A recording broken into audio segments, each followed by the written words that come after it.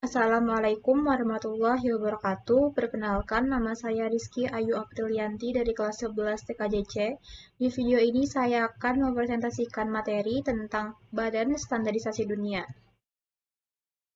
Tujuan dari penggunaan standarisasi aturan dalam media komunikasi atau yang dikenal sebagai protokol adalah untuk melakukan deteksi pada koneksi media komunikasi data, hal-hal apa saja yang akan dilakukan untuk menanggulangi kerusakan pada perangkat atau pesan yang dikirim maupun diterima, bagaimana cara mengoperasikan peralatan dalam komunikasi data, dan lain sebagainya. Macam-macam badan standarisasi. 1. ITU atau International Telecommunication Union. ITU adalah sebuah organisasi internasional yang bertugas dalam membekukan atau meregulasi radio internasional serta telekomunikasi pada bidang layanan, media dan jaringan yang dipakai sehingga sebuah jalinan telekomunikasi dapat berjalan lancar. ITU dikategorikan menjadi 3, yaitu 1. ITUD, International Telecommunication Union of Development, bidang pengembangan. 2. ITUR, International Telecommunication Union of Radio Communication, bidang radio komunikasi. 3. ITUT, International Telecommunication Union of Telecommunication, bidang telekomunikasi. 2. IEC, atau International Electronical Commission. IEC adalah organisasi standarisasi internasional yang menyusun dan menerbitkan standar-standar internasional untuk seluruh bidang elektrik, elektronik, dan teknologi yang terkait, atau bidang teknologi elektroteknologi. Standar IEC meliputi berbagai teknologi, dari pembangkitan, transmisi, dan distribusi listrik, hingga perlengkapan rumah tangga dan perlengkapan kantor, semikonduktor, serat optik, baterai, tenaga surya, nanoteknologi, dan tenaga air laut. 3. ISO, International Organization for Standardization. ISO adalah badan penetap standar internasional yang terdiri dari wakil-wakil dari badan standarisasi nasional setiap negara. ISO didirikan pada 23 Februari 1947. Lembaga ISO menetapkan standar-standar industrial dan komersial dunia. Tujuan dari ISO adalah mengembangkan, mempromosikan standar-standar untuk umum yang berlaku secara internasional dengan harapan untuk membantu perdagangan global dan membantu pengembangan kerjasama secara global di bidang pengetahuan, teknologi, dan kegiatan ekonomi. ISO terbagi dalam beberapa jenis. Yang pertama, ISO 9000 yang digunakan untuk memastikan mutu sebuah perusahaan atau organisasi. 2. ISO 14001 digunakan untuk menjamin dan memastikan bahwa perusahaan atau organisasi tersebut haruslah memperhatikan keseimbangan lingkungan di sekitarnya. Oleh karena itu, ISO 14001 berkaitan erat dengan manajemen lingkungan dan dampak-dampak yang ditimbulkan dari adanya perusahaan atau organisasi tersebut. Yang ketiga, ISO 28000. Kegunaan dari ISO 28000 adalah untuk menjamin keamanan rantai pasokan atau supply chain security atau keamanan segala aktivitas dan orang-orang yang terlibat dalam kegiatan usaha tersebut. Karena pekerjaan yang dilakukan memiliki risiko yang cukup tinggi. Bidang-bidang usaha yang memerlukan sertifikasi ini biasanya adalah bisnis perhotelan, tambang, perbankan, dan fasilitas umum lainnya. 4. ISO 22000. Standar sertifikasi ISO ini diperuntukkan untuk perusahaan yang bergerak di bidang pangan mencakup segala jenis produk makanan dan minuman. Perusahaan harus memperhatikan aspek keselamatan dan kesehatan konsumen dengan menjamin bahwa produk telah diuji keamanannya sebelum bisa dikonsumsi secara luas. Yang kelima, ISO 45001. ISO 45001 berisi tentang sistem manajemen kesehatan dan keselamatan kerja atau K3 yang harus ditetapkan oleh semua pelaku usaha. Selain itu, pelaku usaha tersebut harus memiliki mekanisme untuk mengatasi resiko yang mungkin timbul. ISO 45001 ini dapat digunakan baik oleh sektor industri besar, industri kesehatan, hingga usaha kecil lain yang beresiko. 4. IEEE atau Institute of Technical and Electronic Engineer.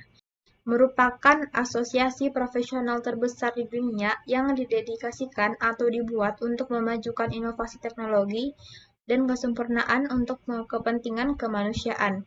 IEEE adalah sebuah organisasi profesi nirlaba yang terdiri dari banyak ahli di bidang teknik yang mempromosikan pengembangan standar-standar dan bertindak sebagai pihak yang mempercepat teknologi-teknologi baru dalam semua aspek dalam industri dan rekayasa engineering yang mencakup telekomunikasi, jaringan komputer, kelistrikan, antariksa, dan elektronika. Berikut adalah standar-standar dari IEEE. 802.1 LAN atau MAN, Management and Media Access Control Bridge. 802.2 Logical Link Control atau LLC.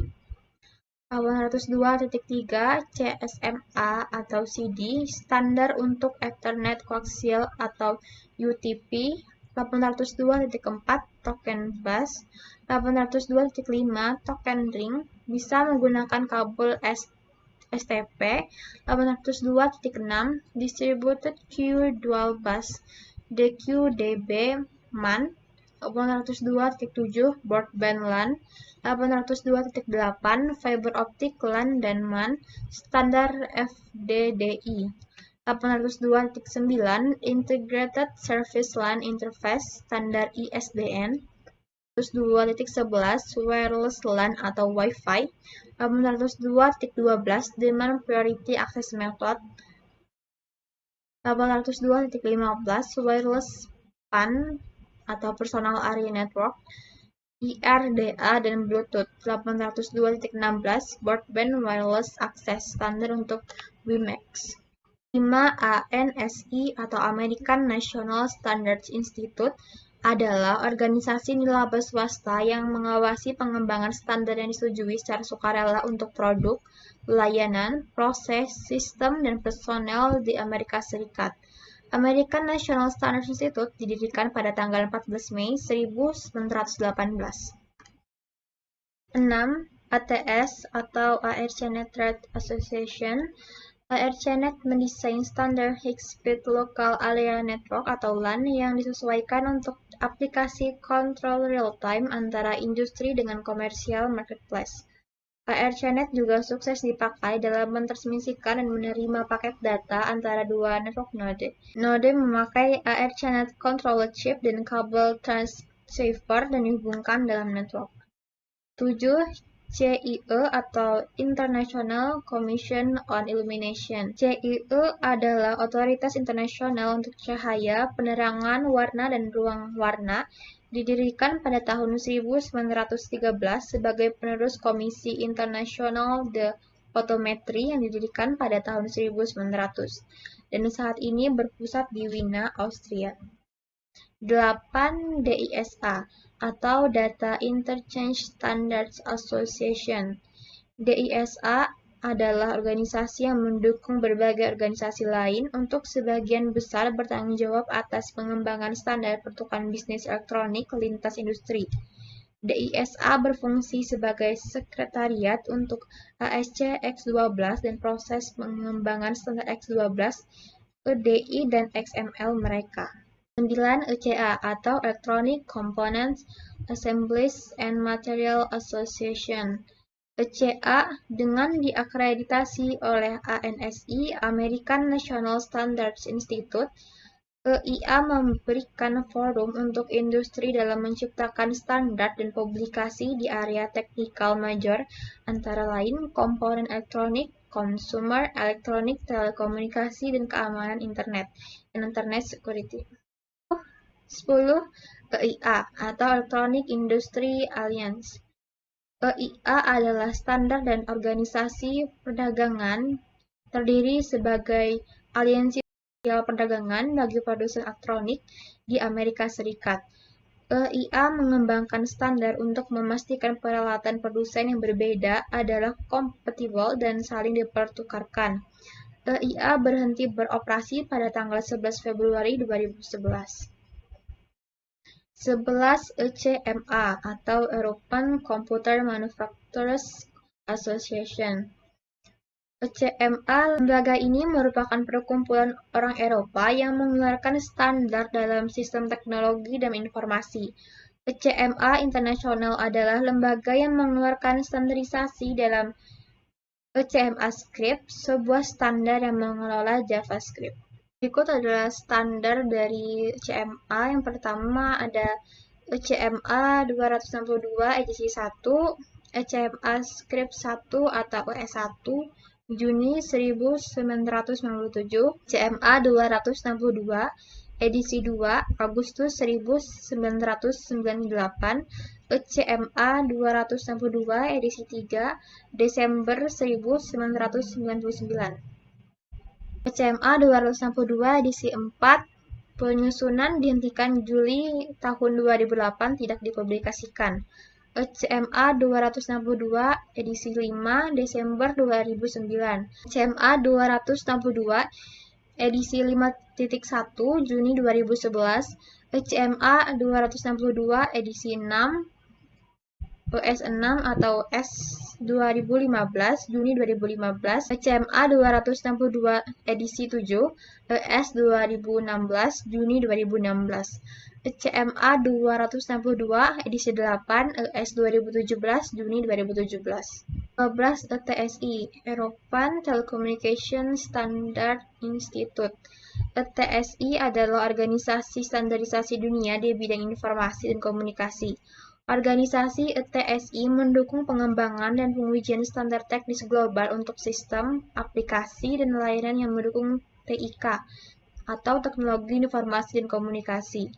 Jenis-jenis standar ETSI, yang pertama ada European Standard atau EN, yang kedua ada ETSI Standard atau ES, yang ketiga ada ETSI Guide atau EG, yang keempat ada ETSI Technical Specification atau TS. 5. ETSI Technical Report atau TR. 6. Special Report atau SR. 7. ETSI Group Specification atau GS. 8. ETSI Group Report atau GR. 13. FCC atau Federal Communication Commission. FCC adalah organisasi yang bergerak di bidang pertelekomunikasian, organisasi independen yang didirikan oleh pemerintah US. Organisasi ini mengatur segala jenis komunikasi, baik yang keluar ataupun ke dalam negara Amerika Serikat. FCC bertanggung jawab untuk mengatur segala jenis penggunaan perangkat telekomunikasi, baik yang menggunakan radio, televisi, wire, satelit, dan kabel. 14. IETF, Internet Engineering Task Force. IETF adalah sebuah organisasi yang berwenang dan bertanggung jawab dalam mengatur dan menetapkan protokol-protokol standar yang digunakan di Internet. Internet Engineering Task Force merupakan sebuah organisasi yang menjaring banyak pihak yang terkait dalam pengembangan jaringan komputer dan Internet. Organisasi ini diatur oleh IESG atau Internet Engineering Steering Group dan diberi tugas untuk mempelajari masalah-masalah teknik yang terjadi dalam jaringan komputer dan Internet, dan kemudian mengusulkan solusi dari masalah tersebut kepada IAB atau Internet Architecture Board. 15. INCITS atau International Committee for Information Technology Standards. Organisasi INCITS adalah organisasi yang berfokus dalam menciptakan standar yang bernaung dalam informasi dan komunikasi teknologi atau ICT, meliputi media penyimpanan atau storage, processing, transfer, display, manajemen, organisasi, dan penyampaian kembali informasi. 16. ITI atau Information Technology Industry Council. ITI adalah sebuah organisasi Amerika yang mempunyai komitmen dalam meningkatkan kualitas kehidupan Amerika, yang antara lain yaitu membantu melindungi informasi personal, memberi wewenang keluarga dan bisnis untuk menghemat biaya energi, penyediaan kecepatan broadband yang tinggi. 17. TIA atau Telecommunication Industry Association. TIA adalah suatu organisasi terpisah yang diakui oleh ANSI dan bekerja sama dengan Asosiasi Industri Elektronika atau EIA. TIA dikenal terbaik untuk mengembangkan standar pemasangan kabel menggunakan desain dan instalasi sistem pemasangan kabel yang terkoordinasi, sehingga mampu untuk mendukung suatu cakupan aplikasi yang luas dan memenuhi kebutuhan kecepatan yang tinggi pada masa kini dan mendatang. Berikut adalah standar dari TIA. TIA 942, Standar Infrastruktur Telekomunikasi untuk Pusat Data. TIA 568C, Standar Kabel Komunikasi, digunakan untuk jaringan suara, video, dan data. TIA 569B, Standar Gedung Komersial untuk jalur dan ruang telekomunikasi. TIA 607B, Standar Landasan Pembumian Komersial. TIA 598C, Kode Warna Fiber Optik. TIA 222G, Standar Struktural untuk struktur antena pendukung dan antena. TIA 602A, Sistem Transmisi Data dan Perlengkapan Standar Umum Ketentuan Dasar. TIA 102, Komunikasi Seluler untuk Kenyamanan Publik. 18, CEN atau SNELLIC, European Committee for Electronical Standardization atau European Committee for Standardization. SNELLIC bertanggung jawab untuk standarisasi Eropa di bidang teknik listrik. Bersama dengan ETSI dan CEN, ia membentuk sistem Eropa untuk standarisasi teknis. Standar yang diselaraskan oleh badan-badan ini secara teratur diadopsi di banyak negara di luar Eropa yang mengikuti standar teknis Eropa. Selanjutnya, 7 layer OSI atau Open System Interconnection. Di sini saya akan menjelaskan sedikit mengenai fungsi dan contoh protokol dari masing-masing layer, dimulai dari layer paling bawah, physical layer. Physical layer berfungsi untuk mentransmisikan bit data digital dari physical layer perangkat sumber menuju ke physical layer perangkat tujuan lewat media komunikasi jaringan. Contoh protokol physical layer adalah 10 BST, 100 BST, dan RS232. Data link layer berfungsi untuk memeriksa kesalahan yang mungkin terjadi pada saat proses transmisi data dan juga membungkus bit ke dalam bentuk data frame. Data link layer juga mengelola skema pengalamatan fisik seperti alamat MAC pada suatu jaringan. Contoh protokol data link adalah 1 Ethernet, 2 Point-to-Point Protocol atau PPP, 3 High Level Data Link Control atau HDLC, 4 Frame Relay, 5 Asynchronous Transfer Mode atau ATM. Network. Fungsi utama dari network pada layer ini adalah untuk membantu mendefinisikan alamat IP atau Internet Protocol sehingga tiap komputer dapat terhubung dengan satu jaringan. Selain itu, fungsi lain dari network layer adalah membuat header pada paket-paket data dan melakukan proses routing. Contoh protokol network layer adalah IP, IPX, ARP, RARP, ICMP, dan RIP. Transport.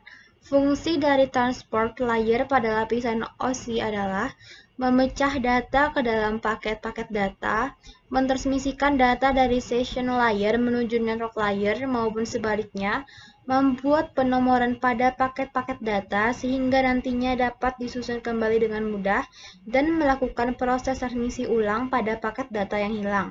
Contoh protokol transport layer adalah TCP, UDP, dan SPX. Session.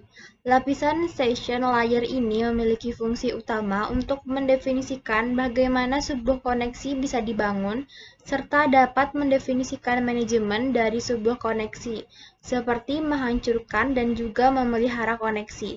Contoh protokol session layer adalah NVS, SMB, RTP, dan lain-lain. Presentation. Presentation layer mempunyai fungsi untuk mentranslasikan format data yang akan ditransmisikan oleh aplikasi melalui jaringan ke dalam format yang dapat ditransmisikan oleh sebuah jaringan. Pada layar ini, data juga akan terenkripsi dan dekripsi melalui sistem. Contoh protokol presentation layer adalah MIME, SSL, TLS, dan lain sebagainya. Dan yang terakhir, application. Application layer sebagai pelepas data dalam sebuah jaringan dan juga penampil data dalam sebuah jaringan memiliki beberapa fungsi seperti menyajikan interface antara aplikasi dengan jaringan, mengatur bagaimana sebuah aplikasi mampu untuk mengakses jaringan, membuat pesan-pesan berupa kesalahan pada jaringan, dan menampilkan display dari sebuah jaringan. Contoh protokol application layer adalah HTTP, SMTP, VTP, dan lain-lain. Sudah selesai presentasi saya tentang Badan Standarisasi Dunia. Mohon maaf jika ada kesalahan dalam penulisan materi dan penyampaian saat presentasi. Terima kasih. Wassalamualaikum warahmatullahi wabarakatuh.